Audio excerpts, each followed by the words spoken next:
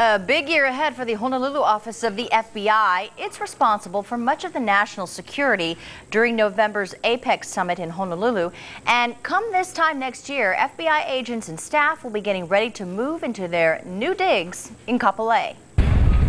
You'll have to envision a 10-acre expanse with 155,000 square feet of office and parking where this dirty dust bowl sits right now.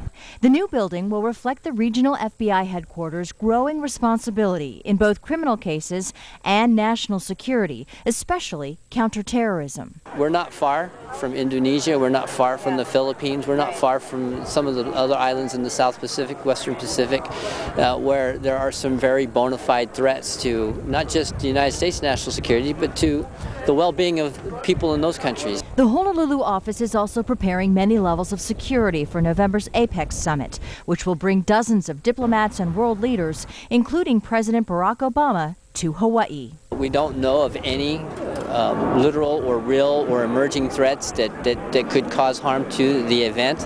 But at the same time, we want to be vigilant. We want to make sure that if something like that were to emerge, that we're able to take care of it before it became a problem. Next August, 235 FBI agents and support staff are scheduled to pack up and move from downtown Honolulu here to Kapolei Barbers Point.